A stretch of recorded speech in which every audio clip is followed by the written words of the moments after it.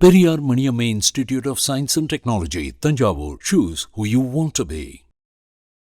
அகரம் குழந்தைகள் எல்லாருக்கும் வணக்கம். பெற்றோர்களுக்கு முக்கியமா ஆசிரியர்களுக்கும் ரொம்ப ரொம்ப வணக்கம். நான் ரன் மாதிரி இருக்கணும், ஆரம்பிச்சு நிறுத்தக்கூடாது. இது சின்ன வயசுல நான் கேட்ட ஒரு வார்த்தை. ஆனா அது தொடர்ந்து பண்றது அப்படிங்கிறது அவ்வளவு ஈஸி இல்லை. நான் சின்ன வயசுல இருந்து பார்த்திருக்கேன். எனக்கு தெரிஞ்ச நாள்ல இருந்து வீட்டுல தான் அந்த ஃபங்க்ஷன் நடக்கும். சிவகுமார் கல்வி அறக்கட்டளை ஃபங்க்ஷன் நடக்கும். நாங்க சின்ன பசங்களாம் ஸ்கூல் படிச்சுட்டு இருக்கும்போது இருந்தே அந்த ஒர்க்கை பார்த்துருக்கோம். இன்னைக்கு ரொம்ப ஈஸி கம்யூனிகேஷன். ஒரு செல்ஃபோன் இருக்கு, நம்ம தெரிஞ்சவங்களை எங்கன்னா ட்ராக் பண்ணி பிடிச்சிடலாம். ஆனால் அப்போ ஸ்கூல்ல ஃபர்ஸ்ட் மார்க் வாங்க பசங்க, ஸ்டேட்ல ஃபர்ஸ்ட் மார்க் வாங்க பசங்களை தேடி பிடிக்கணும்னா அது ஒரு பெரிய வேலை. அப்பாவோட ஃப்ரெண்ட்ஸ் வீரனன் மாமா இங்க நான் நினைச்சு பார்க்குறேன், ராவ் அவர்களை நினைச்சு பார்க்குறேன். அவங்க 3 பேர் ஒரு ஸ்ட்ரீட்ல இருந்து 3 பேர் சேர்ந்து நம்ம ஏதாவது ஒன்று பண்ணணும். அப்பாவுடைய 100வது படம் முடியுது.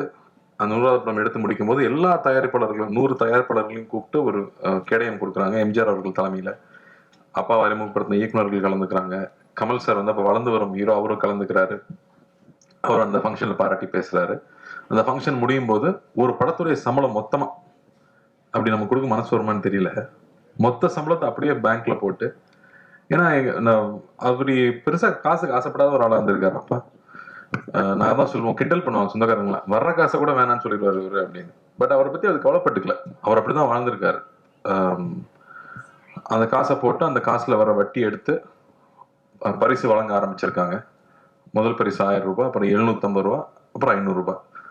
இந்த 1000 ரூபாய் பெரிய காசா அப்படின்னு நான் யோசிச்சு பார்க்கலாம். சரி, தங்கம் அப்ப என்ன விலை இருந்திருக்கும் 1979ல யோசிச்சு பார்த்தா அது 750 ரூபாய் இருந்திருக்கு.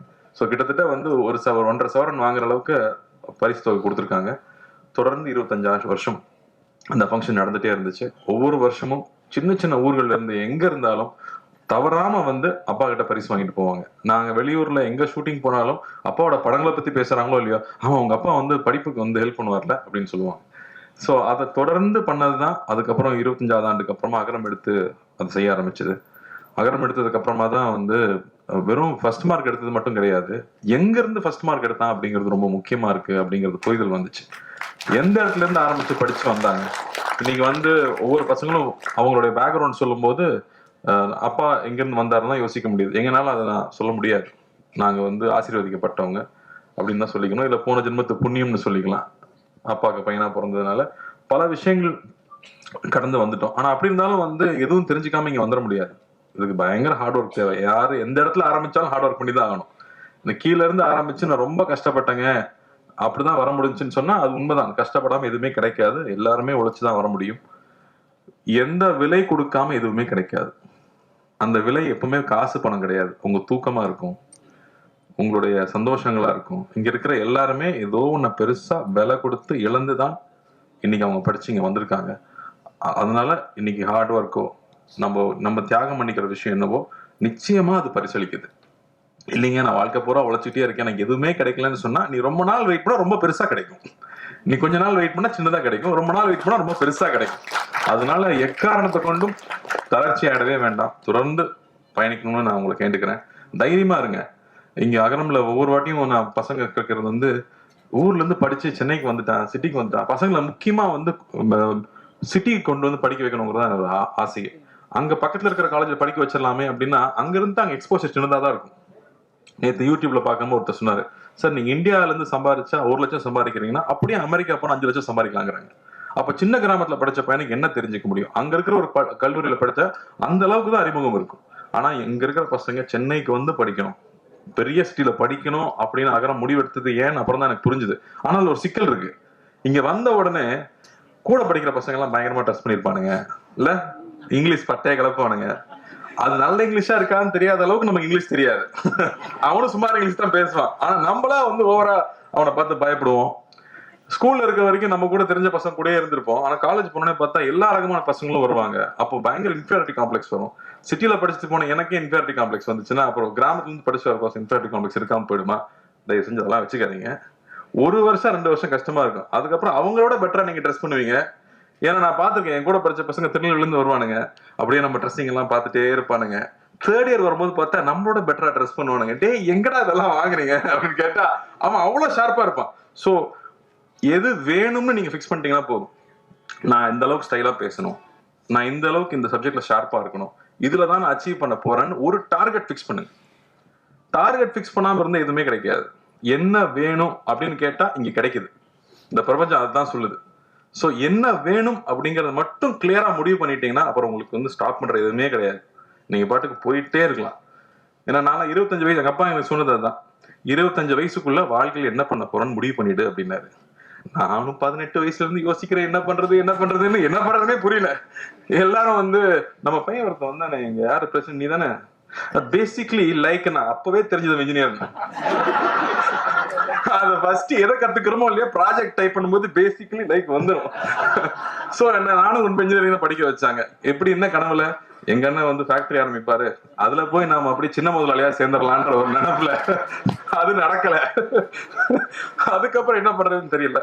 அப்புறம் தான் சரி, ஏதோ நீ வாழ்க்கையில முன்னுக்கு வரணும்னா படிச்சாகணும், நம்மளா ஒரு பாதையை தேர்ந்தெடுத்துக்கணும்னு போனேன். அப்போ நான் இன்ஜினியரிங் படிச்சு முடிச்சதுக்கு அப்புறமா ஒண்ணு தெளிவா புரிஞ்சுது. எனக்கு வந்து இன்ஜினியரிங் எல்லாம் பிடிக்கல, எனக்கு சினிமா பிடிச்சிருக்கு. அது சொல்றதுக்கு ரொம்ப வெக்கமா இருந்துச்சு, ஆனா அதை சொல்லிதான் ஆகணும். எங்க எனக்குலாம் அவ்வளவு இன்ட்ரெஸ்ட் கிடையாது, எனக்கு பிடிச்சிருந்துச்சு. ஸோ நான் தைரியமா அப்பா கிட்ட சொல்லிட்டு, இல்லப்பா நான் திரும்பி வரேன், நான் சினிமாவில் ட்ரை பண்ண போறேன், கத்துக்கணும்னு தான் நினைச்சேன். எதுவுமே எனக்கு தெரியாது, கத்துக்கணும்னு ஆசைப்பட்டு வந்தேன். ஆனா இதுதான் அப்படின்னு நான் முடிவு பண்ணதுக்கு அப்புறமா எனக்கு எல்லாமே நடந்துச்சு. அது வரைக்கும் நான் ஆவரேஜ் ஸ்டூடெண்டா இருக்கிறது ரொம்ப கொடுமை. ஞானவேல் சார் நான் பேசியிருக்கேன்.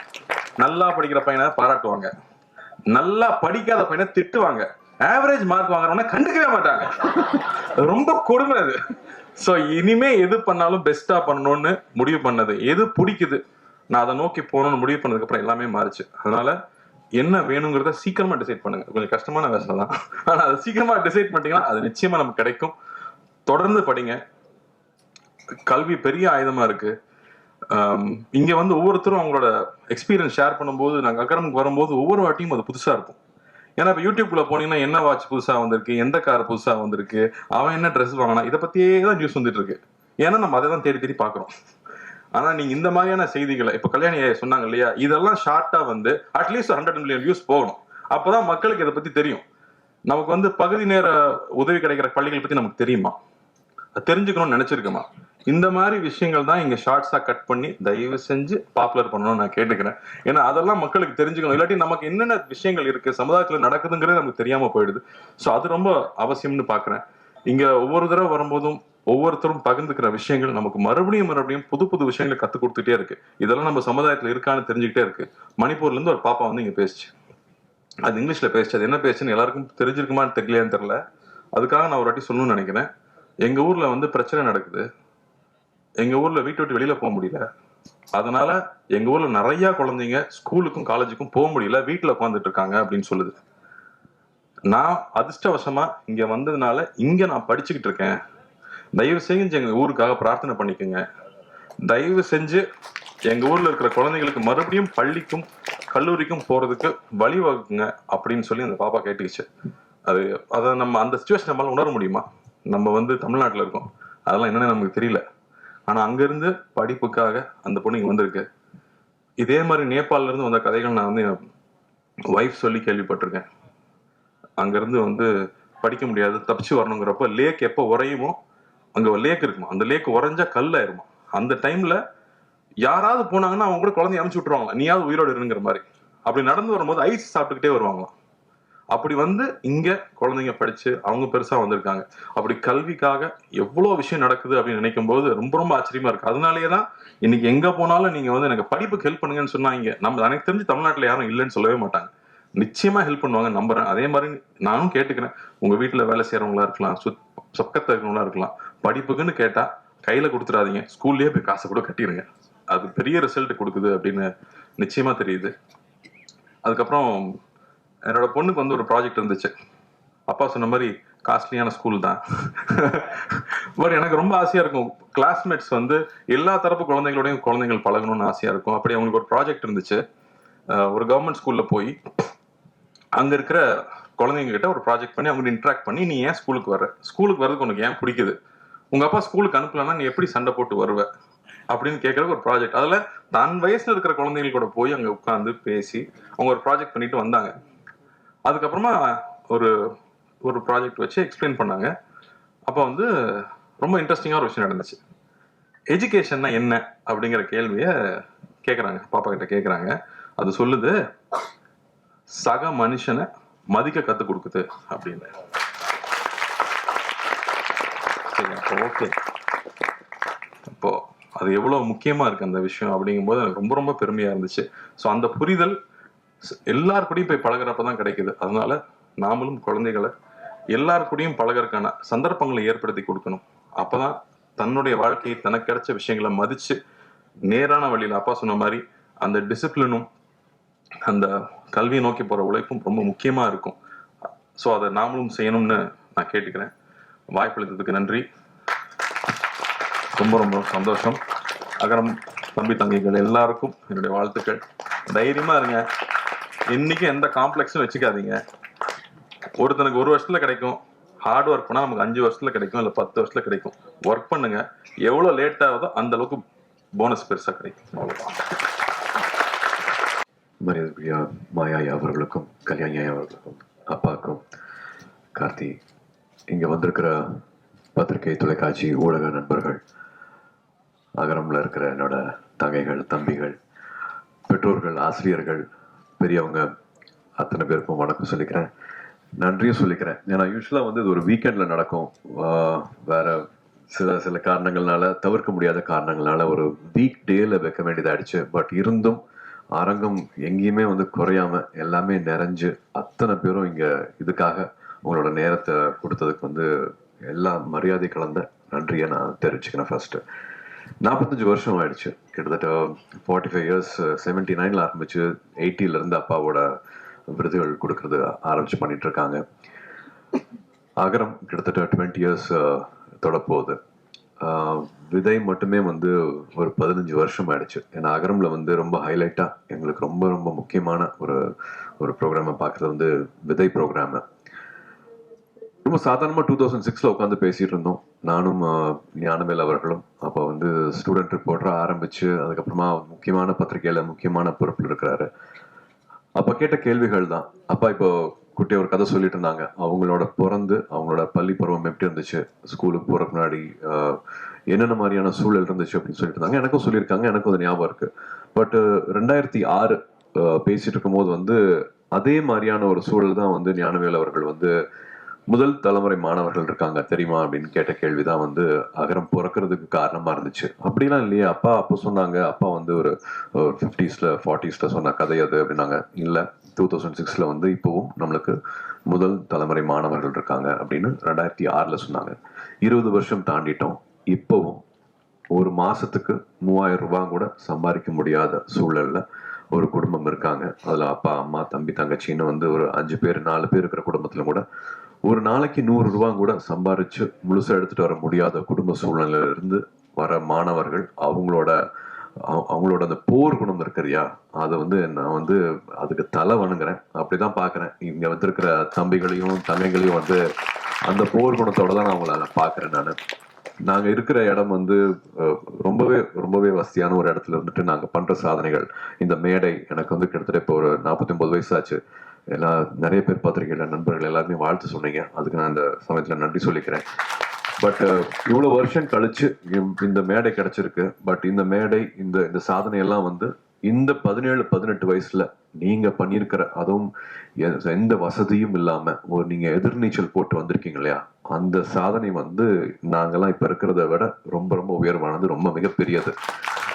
அதனால நீங்க இன்னொரு 20 வருஷம் 30 வருஷம் கழிச்சு உங்களை பார்க்கும்போது வந்து நீங்க தொடப்போற உயரம் வந்து மிக மிக உயரமான ஒரு இடத்த தான் வந்து போய் நீ அடைய போறீங்க.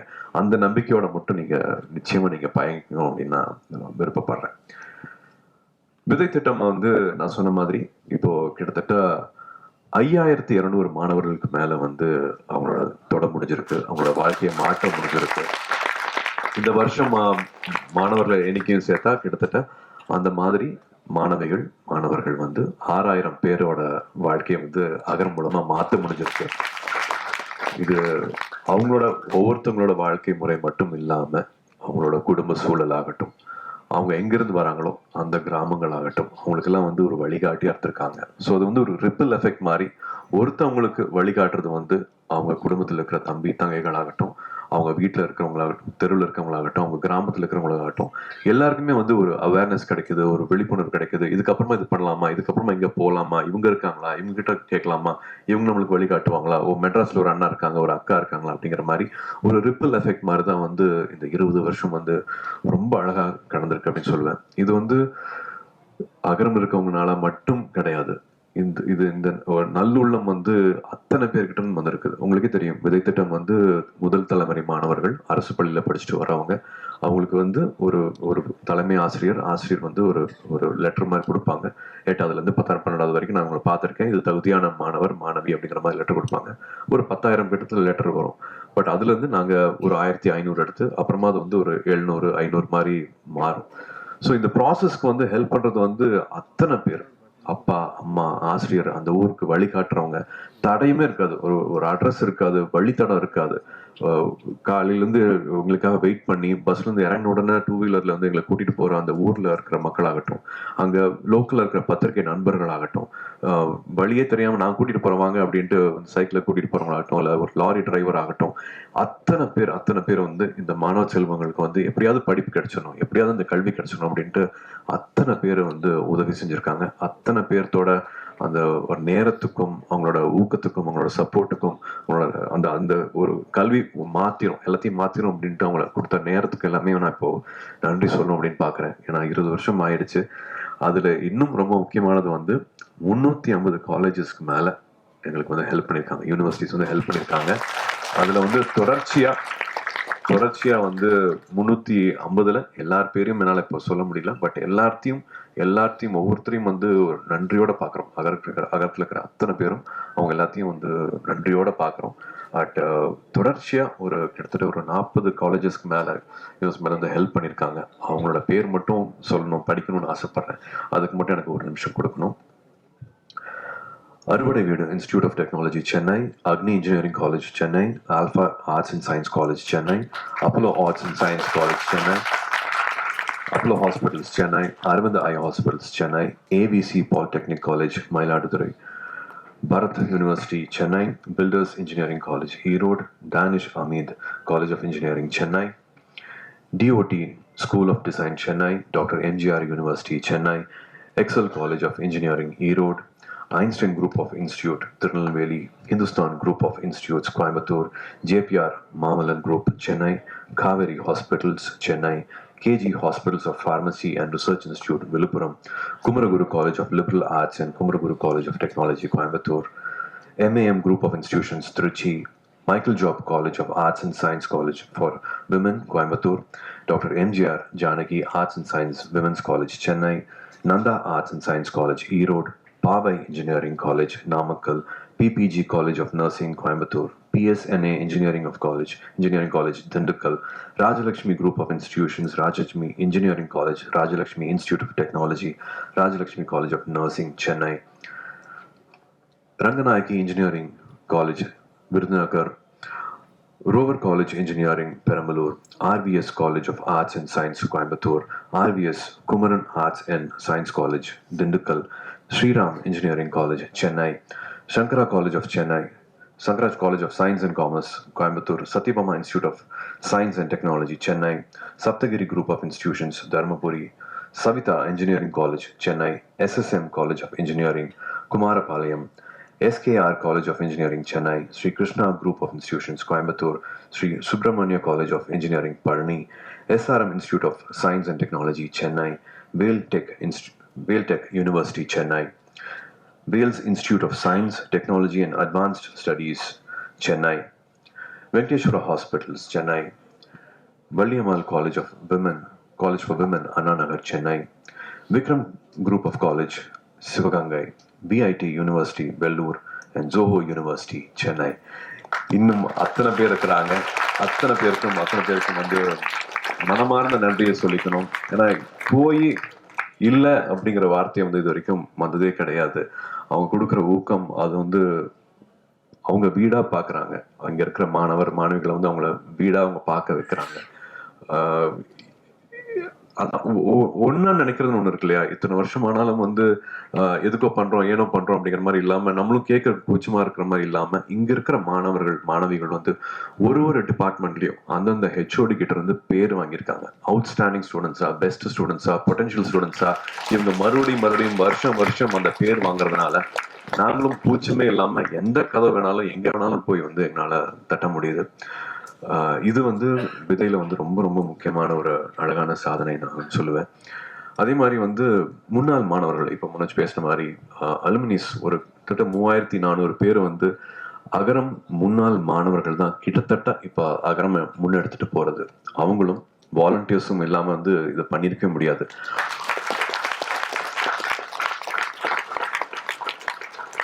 அத்தனை புது விஷயங்களும் இது வந்து இது வேண்டாம், இது பண்ணலாம் அப்படின்ட்டு அகரம் புதுப்பிக்கிறது வந்து அகரம் முன்னாள் மாணவர்கள் அலுமினைஸும் வந்து தன்னாளவர்களும். அவங்களோட இன்னும் ஸ்பெஷல் ப்ராஜெக்ட் பார்த்தா வந்து தை அப்படின்னு சொல்லுவேன், வழிகாட்டிகள் சொல்லுவேன். ஜவாது மலையில வந்து மலைப்பகுதிகளை இப்ப நீங்க பேசுற மாதிரி கேட்ட மாதிரி வந்து அங்க இருக்கிற மலைப்பகுதியில் கிட்டத்தட்ட ஒரு 100 ஸ்கூல்ல வந்து ஃபெலோஷிப்ல வந்து அங்க டீச்சர்ஸாவே ஜாயின் பண்ணிக்கிறாங்க. முன்னாள் மாணவர்கள் வந்து அங்க கிட்டத்தட்ட ஒரு 60 பள்ளிகளுக்கு மேல வந்து மறுபடியும் அதை புதுப்பிச்சு மறுபடியும் அவங்க மாணவர்கள் சேர்க்கையை அதிகரிச்சு அங்க வந்து 1 வருஷம் 2 வருஷத்துக்கு மேல அந்த சூழ்நிலை வந்து ரொம்ப வேற மாதிரி. அங்க வந்து அங்கேயே தங்கணும், அந்த சமூகத்தோட பழகணும், போன் வசதிகள் இருக்காது, அங்கதான் தங்க முடியும், அடிக்கடி வெளியில வந்துட்டு போக முடியாது.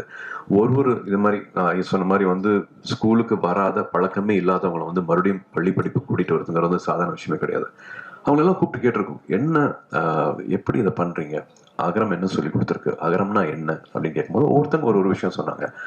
அதுல ஒரு தங்கை வந்து அகரம் தான் நான் தான் அகரம் அப்படிங்கிற மாதிரி சொல்லிச்சு. என்ன சொல்ற புரியல அப்படின்னு சொன்ன கேட்கும்போது, இல்ல சூழல் வந்து எல்லாமே ரொம்ப சேலஞ்சிங்கா இருக்கும், எதுவுமே வந்து கிட்டத்தட்ட எதுவுமே சரியா இருக்காது, சுத்தி இருக்கிறது எல்லாமே தப்பா இருக்கும், பட் எல்லாத்துலயும் என்ன நடந்தாலும் வந்து எப்படி வந்து ரெசிலியன்ஸோட இருக்கிறது, எப்படி நம்பிக்கையோட இருக்கிறது, எப்படி பாசிட்டிவாவே இருக்கிறது, வாழ்க்கையில எது பெருசு அப்படிங்கறத வந்து முடிவு பண்ணிட்டு எது வேணும் அப்படிங்கறத வந்து தீர்மானிச்சுட்டு அதை நோக்கி மட்டுமே போகணும், எந்த காம்ப்ரமைஸும் பண்ணிக்காம நம்ம நினைச்சதை அடையிறது எப்படி அப்படிங்கறது வந்து அகரம் சொல்லி கொடுத்துருக்கு. நான் தான் அகரம் தான் நான் அப்படிங்கிற மாதிரி சொல்லிச்சு. அது ஒவ்வொரு மாணவிக்கும் ஒவ்வொரு மாணவனுக்கும் அகரம் இருக்கிற அத்தனை பேருக்கும் வந்து அது ஒரு எடுத்துக்காட்டு மாதிரி இருந்துச்சு அவங்க சொன்ன அந்த வார்த்தை. அது நம்ம லைஃப்லயும் அது ரொம்ப ரொம்ப வேணும் அப்படின்னு நினைக்கிறேன். எந்த பொசிஷன்ல ஆரம்பத்துல இருந்தாலும் சரி, நடுவில் இருந்தாலும் சரி, ஃபேடிங்கான ஒரு கெரியர் கிராஃப்ல வந்து ஒரு ஃபேடு வரும், அந்த டைம்லயும் சரி, நிச்சயமா எல்லாமே வந்து சரியா போகாது, நிறைய விஷயங்கள் வந்து நம்ம எதிர்பார்க்காத மாதிரி போகும், நெகட்டிவிட்டி வந்து ரொம்ப அதிகமா இருக்கும். பட் அந்த டைம்ல பாசிட்டிவான விஷயங்களை மட்டுமே நினைக்கிறது, பாசிட்டிவா மட்டுமே பேசுறது.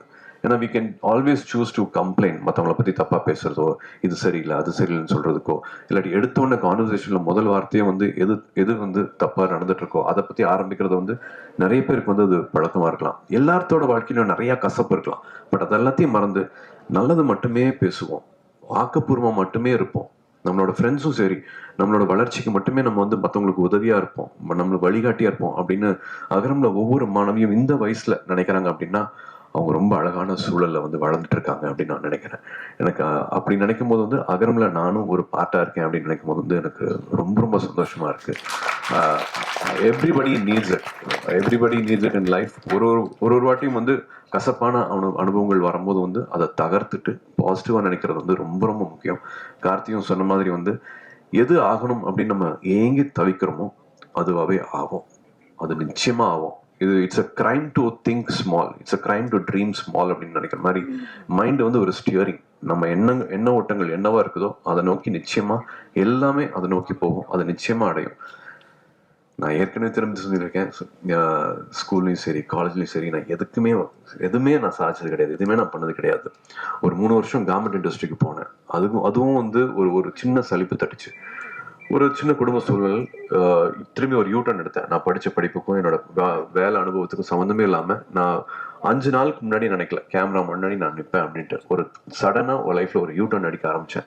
நேர் ரிலீஸ் ஆனதுக்கு அப்புறமா தான் வந்து இவ்வளவு அன்பு கொடுக்குறாங்களே, ஏன்னா இதுக்கெல்லாம் தகுதியா இதுக்கு நான் என்ன பண்ண போறேன், என்ன கைமாறு பண்ண போறேன் அப்படிங்கிறதுக்கு அப்புறமா தான் வந்து நான் வாழ்க்கையில வந்து இன்னும் கொஞ்சம் ஒழுங்கா உழைக்கணும், இந்த அன்புக்கு இந்த நான் தகுதி ஆக்கிக்கணும் அப்படின்னு ஆரம்பிச்சேன். அப்படி ஆரம்பிச்ச என்னால இந்த நிலைமைக்கு வர முடியுதுன்னா, நீங்க உங்களோட சிந்தனைகள் வந்து சரியா வச்சிருந்தீங்கன்னா யார் வேணாலும் என்ன வேணாலும் ஆகலாம். என்னோட ஒண்ணுமே இல்லாத நான் வந்து இந்த இடத்துலயும் இந்த இந்த இந்த மாதிரி ஒரு அன்பு கிடைக்கிற நிலைமைக்கு வந்து என்னால வர முடிஞ்சிருக்கு அப்படின்னா, இது 17 வயசுல வந்து இவ்வளவு சிரமங்களுக்கு தாண்டிட்டு நீங்க அடைஞ்சிருக்கிற இந்த இடம், நீங்க செஞ்சிருக்கிற இந்த சாதனை, இந்த மார்க்ஸ், இது எல்லாமே பண்ணக்கூடிய அந்த அந்த அந்த வீரியம், அந்த தைரியம், அந்த பவர் இருக்குன்னா, நீங்க தொடக்கூடிய எல்லைகள் வந்து நீங்க தான் அந்த எல்லையை வந்து நீங்க தான் முடிவு பண்ணணும். எங்க வேணாலும் போகலாம், எது வேணாலும் பண்ணலாம், எதுவுமே தடை கிடையாது. இப்ப இருக்கிற சூழல், இப்ப இருக்கிற சின்ன சின்ன பிரச்சனைகள்லாம் வந்து 6 மாசம் கழிச்சு நீ அது ஒரு பிரச்சனையே இருக்காது. ஒரு 3 வருஷம் கழிச்சு நீங்க அப்படி ஒரு சிந்தனையே இருக்காது உங்க வாழ்க்கையில. ஸோ தயவு செஞ்சு வந்து இப்ப இருக்கிற பிரச்சனைகளை வந்து ரொம்ப சின்னதாக்கிருங்க. நாகேஷ் எல்லாம் சொல்ற மாதிரி வந்து இங்க வச்சு பார்த்தா தான் அது பெரிய பிரச்சனையா இருக்கும். அந்த சின்ன அந்த இப்படி தள்ளி பிடிச்சுன்னா அந்த ஒரு சின்ன தூசி மாதிரி ஆயிரும் அந்த பிரச்சனை. ஸோ அது விலகி இருந்து பாருங்க. இப்ப இருக்கிற பிரச்சனையை ஒரு பிரச்சனையாவே நினைக்காதீங்க. Only think positive, have only positive thoughts. வாழ்க்கை இன்னும் ரொம்ப அழகானது. வாழ்க்கையை நிறைய நம்பிக்கை வைங்க. நினைக்கிற விஷயங்களை நிச்சயமா நம்ம சாதிக்க முடியும். ஐயா சொன்ன மாதிரி வந்து அப்பாவும் சொன்ன மாதிரி வந்து அப்பா 20 வருஷத்துக்கு முன்னாடியே வந்து சூலூர்ல ஆரம்பிச்சிருக்காங்க. ஸ்கூல் மேனேஜ்மெண்ட் கமிட்டி, எஸ்எம்சின்னு சொல்ற பள்ளி மேலாண்மை குழு வந்து ரொம்ப ரொம்ப முக்கியமான அழகான மாற்றங்களை கொண்டுட்டு வந்துட்டு இருக்கு. 2 வருஷமா அந்த மாற்றங்களை பார்த்துட்டு இருக்கோம். அதுக்கும் வந்து இங்க இருக்கிற மாணவர்களுக்கு நான் நன்றி சொல்லிக்கிறேன். அந்த தன்னார்வல் குழுவுக்கும் வந்து நான் நன்றி சொல்லிக்கிறேன். ஏன்னா இவங்களோட அந்த இணை மூலமா தான் வந்து பெரிய பெரிய மாற்றங்கள் நடந்துட்டு வந்துட்டு இருக்குது. ஒவ்வொருத்தரும் பள்ளியில திரும்பி நம்மளோட நேரத்தை செலவழிக்கிறது ரொம்ப முக்கியமான ஒரு விஷயமா இருக்குது. ஸ்கூலுக்கு மறுபடியும் வந்து கிராமங்கள்ல இருக்கிற படிச்சு வந்திருந்தோம்னா அந்த ஸ்கூல்ல நம்மளை மறுபடியும் இணைச்சிக்கிறது ரொம்ப முக்கியமா இருக்குது. அங்க இருக்கிற பெற்றோர்கள் அந்த பள்ளியோட நடவடிக்கையிலும் சரி, தயவு செஞ்சு ஒரு உறுப்பினரா இருங்க. பெரிய மாற்றங்கள் வந்து 2 வருஷமா பார்த்துட்டு இருக்கிற நம்பிக்கையில சொல்றேன். கல்விங்கிறது வந்து ஒரு ஆயுதம், கல்விங்கிறது ஒரு கேடயம். நம்ம இப்போ பார்த்த மாதிரி இவ்வளவு சேஞ்சஸ் பார்த்துட்டு இருக்கிற மாதிரி, மணிப்பூர்ந்து வந்திருக்கிற தங்கை சொல்ற மாதிரி நம்ம ரொம்ப கொடுத்து வச்ச வாழ்க்கையை நம்ம இங்கே வாழ்ந்துட்டு இருக்கிறோம். கல்வி வந்து எல்லாருக்குமே கிடைக்கணும். அப்போ பேசுன மாதிரி இல்லாமல் இப்பவும் முதல் தலைமுறை மாணவர்கள் இருக்காங்க. இது சேரிட்டி கிடையாது, இது வந்து ரெஸ்பான்சிபிலிட்டி, இது நம்மளோட பொறுப்பு. அகரம் வந்து உங்களோடது. அது எப்பவும் தொடர்ந்து போறதுக்கு எல்லாரும் ஊர் கூடி தேர் எடுப்போம். எல்லாருக்கும் ரொம்ப ரொம்ப நன்றி. இந்த நேரம் கொடுத்ததுக்கு ரொம்ப ரொம்ப நன்றி. வணக்கம். Periyar Maniamma Institute of Science and Technology, Tanjavur. Choose who you want to be.